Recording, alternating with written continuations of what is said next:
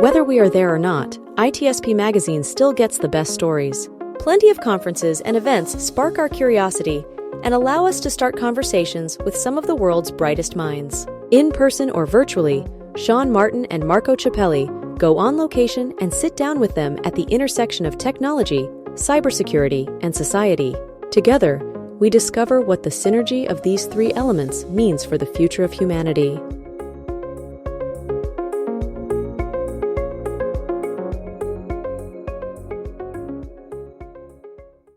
Did you hit record, Sean? Well, that's the topic of our chat, isn't it? Boom. Tell somebody not to do Doom. something, we do it anyway. That's exactly what it is. Sounds like that's what it is. Correct. So here we are. We're rolling. We are. Are you sure? I think so. Do you want to double check? I know we're rolling. All right, good. And we're here in Melbourne, and our good friend Mikko. Good to see you, man. Thanks for having me again, guys. There is something about running into people that you've seen other part of the world, and in one day. So Joe, Joe Carson, he says hi, by the way, just saw him now. Yes. Excellent. So we cool. keep meeting each other in different time zones, right? I know. It's kind of cool. Different weather, different places. Never know Same what the weather is going to be here. In different ways. Yeah. Well, this is a different conversation. Or a different conversation in the same way, or same conversation in a different. I know what you're talking about. I'm trying to Did you know how many everybody. people live in Melbourne? It's over 5 million. 5 million, Yeah. Really? Yeah, which is the same that lives in Finland. So it's The whole country, though. like based on my count, it's a big city. Are there equal number of reindeer to kangaroo? That's a great Ratio? question. I'll get back to you on that. I think we'll have to follow up on that. But this is fun. This is fun. You're always a good conversation. You think in ways that are super important and get people to also think, which is why we love chatting with you. And so this year's talk here at Australia CyberCon, what's it all about, Mikko? Well, I tried to build something new. I spoke here exactly a year ago in 2023 CyberCon. Then I spoke about AI. I did a RSA CISO bootcamp briefing here yesterday, and I recycled one of my slides from last year, because last year I had a slide which said that large language models will eventually pick up programming languages well enough that they will be able to find 0 days. That's what I said last year. And I was challenged after my talk here in Melbourne by two different local guys, and that's not going to happen, and they will never be able to find 0 days, and that's going to take 40 years. Like, shut up, Mikko. Well, it's been a year. It's been 12 months. We have 4 0 days found by AI.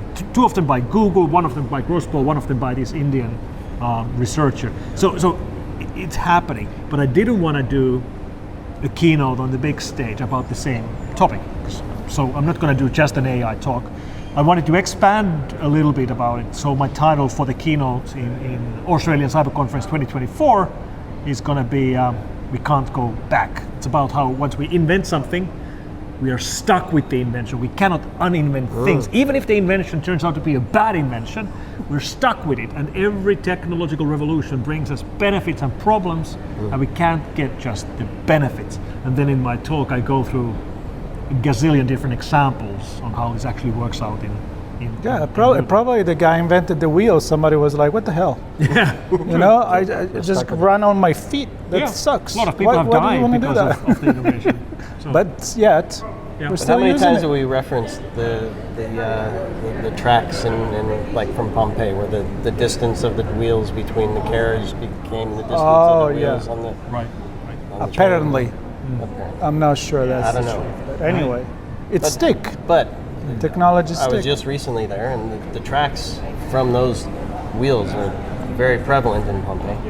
Yeah. And you're only going to ride on those streets with those. You actually were there, or are you? He's pulling our leg, right? I had no idea. No, I was there in the I summer. stopped listening to him a long there in the time ago. I was working from Pompeii. Yeah, sure. All right, so But anyway, my point is that technology is literally embedded in that city. Right. true. You're stuck with it. Yeah. True. But a great example on how a technological innovation we can't get rid of it even if we wanted to. For example, strong encryption. Strong encryption, which clearly is very beneficial. We all use it all the time, but at the very same time, bad people use it as well. The fact that terrorists or criminal organizations can encrypt their data so that law enforcement and intelligence agencies can follow what they're saying, I think everybody agrees that is a problem, but we have no solution for it because we cannot uninvent an innovation like that. Even if we wanted to get rid of strong encryption, let's say we pass laws that, you must not use strong encryption. Of course, criminals would still use it because that's what criminals do. You can't just erase it. Criminals are criminals because they break the laws. So we could try to do something else. Okay, let's remove all applications like Signal and WhatsApp, and let's remove SSL from all the browsers. Well, you can walk into any library anywhere in the world and get a Math 101 book, and it will explain to you how to implement public key encryption because it's been invented. We can't get rid of it. So every innovation we're stuck with it forever, even if it turns out to be a bad innovation. Clearly, strong encryption is more good than bad, but for example, Tor. We could argue that Tor, I would say we've seen more trouble because of Tor than upsides. And I know perfectly well the history of Tor. I know people use it in, totalitarian countries to gain access to public internet. You can publish information freely, but like in my daily job, I see the downsides all too often. Not just the obvious things like ransomware and all the leak sites, but trading of stolen credentials, credit card information, and worse, weapons, drugs, you say it. And we can't get rid of that either. So every technological innovation brings us benefits and problems. Sometimes the problems are bigger than the benefits, but even then it's very hard to get rid of that technology. Can you adjust it though? If you figure out that there's more negative than positive, does society or legislators or society itself, culture, does some adjustment to make it better? Well, sometimes you can't adjust. Think about blockchain. Think about cryptocurrencies. Think about Bitcoin, all right? That's a currency based on math. Right. Real world currencies, like your dollars or my euro, they're based on politics, right? If something is based on politics, you can regulate it. You can change it with laws. You can change everything around it. If it's based on math, you can change nothing about it.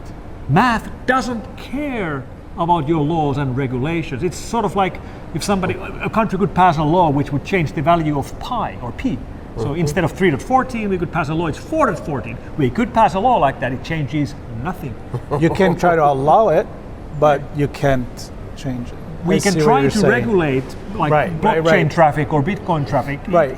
It will but the completely invention ignore it. itself, you're not going to change it. Yeah. The only thing we can regulate with cryptocurrencies or blockchain is the interaction with real world currencies and cryptocurrencies, like exchanges, that you can regulate, that you can affect with laws, but traffic inside the blockchain, it completely ignores your laws and regulations because it's based on math, and math doesn't care. How far does this go for you? Clearly we're talking about technological innovations. When we start getting into AI creating stuff for us and changing perhaps the way we think, can that be undone? No. I'm sorry, but it cannot. You wish. And I mean, it's interesting when you look at large technological revolution and you take a step back and look at how it all happened, because AI is happening right now, and it's kind of hard to set the focus, like how quick is this revolution and what exactly is it changing right now. The one theme I keep seeing in every large technological revolution is that we tend to overestimate the speed but underestimate the size of the revolution, and this very easily creates this hype cycle and a bubble, and I would argue we are dead center in the middle of a AI bubble right now. And the easy comparison, of course, is the dot-com boom or dot-com hype, 1999, 2000, where the best example to current, younger people on how big it was is simply to show the all-time stock chart of companies like Intel or Cisco, whose all-time high stock value still today is in 1999. Intel has never reached their all-time high. Cisco has never reached their all-time high, which was 25 years ago. That's how big the bubble was. And I have a feeling that NVIDIA's all-time high 25 years from now will still be in 2024. Interesting, because I've heard this comparison before, where the internet enabled the creation of that bubble. The bubble burst, the internet stayed. Yeah, and it stayed for a reason. I mean, okay, what caused the bubble? It was great expectation about this new technology which is going to change the world. That's why investors wanted to put money into it. So, what were the promises, concrete promises that were given to investors about the internet in 1999? Well, it was promises like, eventually people will be doing online shopping. Eventually everybody will be watching movies and TV online, on the internet. And of course, that all happened. All the promises came true and much, much more. But, and here's the kicker, it didn't happen in 1999 or 2000 or 2001 or 2 or 3. As I said, these revolutions take longer than we think, but then they're bigger than we think. And an example on how it's bigger, in 1999, internet meant a desktop computer and a big CRT screen with Netscape. That's internet. Nobody was thinking that this is going to be internet. That everybody, like most of the people on the planet, carry an internet tablet in their pocket, and this is the most common way of accessing the online content. But that's what happened. So they take longer than we think, but then it's different and bigger than we think. It's going to happen with AI as well. And what about the fact that the new invention become the platform on which other inventions take place? I was having a conversation last year at CES with somebody from Nokia, and we were talking about how long it took for the internet to create the infrastructure, and how in 1 year at the time or less, everybody had already access to generative AI, because there was already the infrastructure for that. So do you touch on that as well? Yeah, I do, because these revolutions, major revolutions, happen slowly, suddenly. That's what happened with AI very obviously, because we've been waiting for this for decades. The first time I read about artificial intelligence was in 1983. 1983. I was 13 years old. I still have the magazine, like Popular Science magazine published back home in Finland, which had an 8-page article about how one day we will be able, even more importantly, they got this right. One day, mankind's knowledge, information, everything we collectively have learned will no longer be on paper. One day it's going to be data, which that's what happened. Like in 1983, everything was in books, right? You know, it was on paper. You can't feed paper to computers. Well, today, everything, all the knowledge we've ever built is data. Fun fact, even that 1983 magazine is available online today as a PDF. The publishing house still exists. They've scanned their old archives. Like, even obviously all the new information we generate is natively data, but even all the old information. So we needed the revolution of being able to digitize information and the revolution of internet and the revolution of cloud for the AI revolution to be even possible. And that's why it took so long. We didn't require the computing power which we only now have at our disposal, and the fact that all of mankind's knowledge throughout the centuries is now data. We can and have fed it into computers. I did a post on this the other day. I want to say it's 1999. I was at Symantec at the time. We bought IBM's antivirus business. Right, Which included what we branded as the digital immune system, which was Watson. Right, in the cloud. Validating or analyzing malware, writing signatures, because there's everything. It was AI from IBM. Not generative Watson, AI, but AI. AI. Exactly. Yeah, that's amazing. Doing security. IBM antivirus still has my favorite user interface of all time. Remember what the Windows version looked like? You got to explain it to the viewers.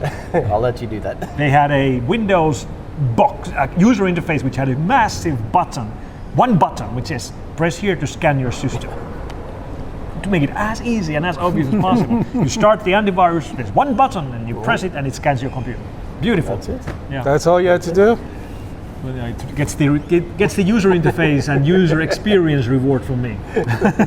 Unfortunately, the product didn't survive. Yeah. No, it didn't. Well, yeah. Many stories behind that, I'm sure. Yeah. Yeah. So what is the lesson? What is the moral of the story that you want people from your talk, well, here that you already done, but even when you do it again, what do you want them to walk away with? To understand that in technology and in innovations and in revolutions, everything is a trade-off. Like, we will not be able to get just the upsides, no matter how much we'd like to. Of course, we'd like to get just the benefits, none of the problems, but they are bolted on together. And this will apply, I'm confident, to all future technological revolutions as well. Because it happened with social media, it happened with online access, it happened with mobile phones. Look how we're glued to the screen, especially maybe the younger, maybe us, but also the younger people are glued to the doom scrolling, where there's always a new funny video around a topic we didn't even know we loved, but it somehow figured it out. Yeah. So everything we can innovate brings us upsides and downsides, and we just have to accept. Yeah. And they're working on legislation here in Australia to ban social media, I believe, right? Well, not ban it, but not allow under 16 years old to access it. Yeah. to access social media. How do you feel about that? Well, that's the question I asked to a few people today. Myself, how do I feel? I think that the right metaphor was JJ, which is the person we interviewed today. She does talk about 10 tasks that people can have to be cyber secure, that they're nothing to do with IT, and then talks about kids online. She said, you don't just give somebody a driver license and say, here are the keys of the car. Right. There is a cultural process that takes time where you start teaching a kid, hey, look at the street, left and right, where you cross the street. There is a traffic light. Go on the bike, here's where the stop sign is. And so her thing is like, you don't understand, you don't all of a sudden get somebody a car, right? So her position was, yes, social media are dangerous, but you can't just shut it down. Right. And then when you become 16 years old, here you go, social media. You're not trained to it. Right. So that's kind of my approach to I'm also interested in how they define social media. Like, right. We have the obvious ones, like TikToks and Instagrams. But what about like YouTube comments? What about IRC? Teams? Yeah. Is that social media? Like, I don't know. Yahoo Messenger? Messenger, yeah. They also passed another brand new law here in Australia. Yesterday, actually. They have the 2024 cyber bill, I believe, which now makes it mandatory for companies above a certain size to report to the government when they pay ransom payments for ransomware. It doesn't outlaw it. You're allowed to pay. But you got to let them know. You got to let them know. You have to report it. How do you feel about that? I think it's a good move, actually. Really? Better than outlaw. Better not allow it? I don't think we should outlaw it. I don't think we. Okay, let me give you an example on this. 3.5 years ago, we had the largest single crime in our country. When you look at the number of victims in one single crime, 31,980 victims in one single crime. This was the Vastaamo psychotherapy center breach that happened in Finland. A large private psychotherapy center was hacked. I remember that. The attacker stole all the notes, was blackmailing first the center, then the individual victims. Give me Bitcoin or I'll leak your shrink's notes. A lot of the victims were underage, were small children even, all kinds of awful stuff was there, and in the end it almost leaked, which resulted, reportedly, I don't have first-hand knowledge, but reportedly multiple suicides happened because of this case. And I would argue that the psychotherapy center should have paid the ransom. In that particular case. I would argue there would have been less damage. I'm not a fan of giving money to criminals at all. I always advise don't pay the ransom. We all know it's going to become a bigger problem the more ransoms are paid. But for example, for that case, I would argue that they should have paid the ransom. So what is the bigger cost, right? Yeah, I mean, have to figure it's out like the a trade-off. hospital. Is it gonna And we've had this kill conversation people? too. Yeah, Hospitals ransom. Yeah, these are complicated cases, and there's no strict rules. It really would be one-on-one cases on what's really happening. But to set a law which just bans it, I don't think that's the right solution either.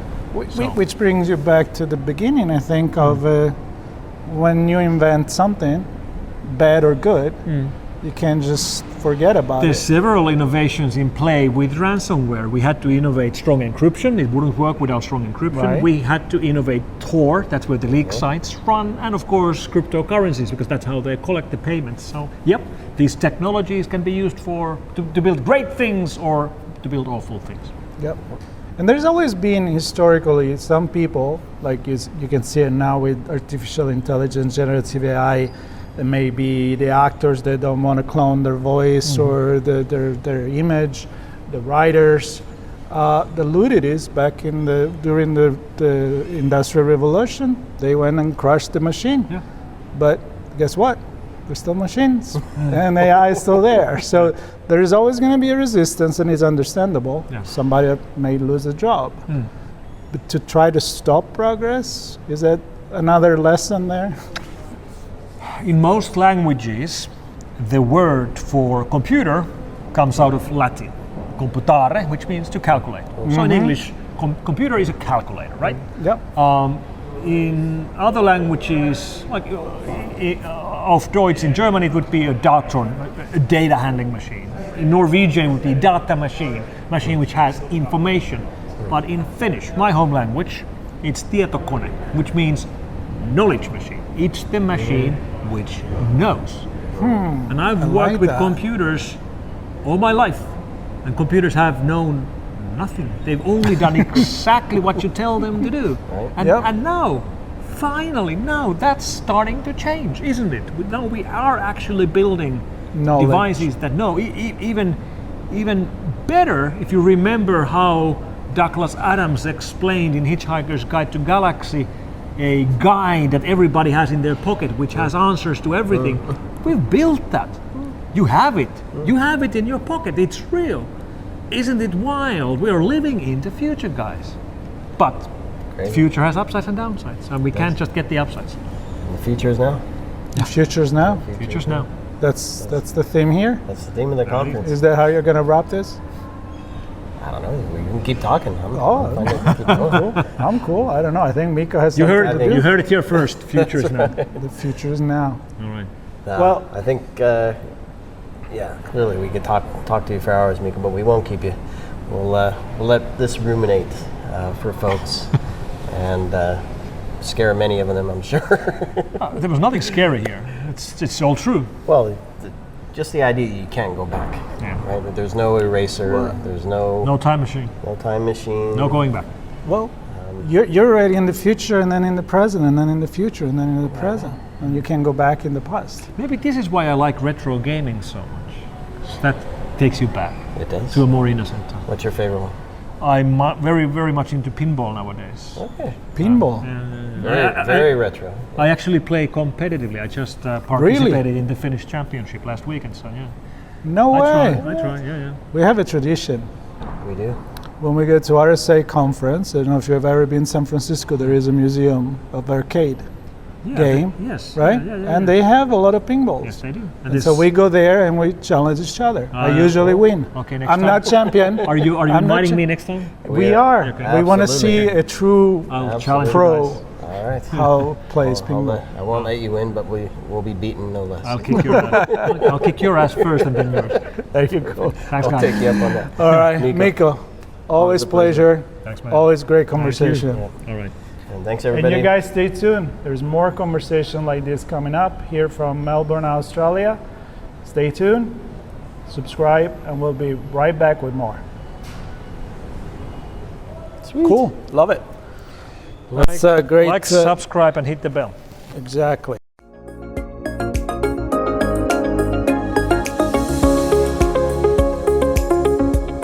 We hope you enjoyed this episode of Sean and Marco's On Location event coverage conversations. Please take a moment to give the show a good rating and leave a comment.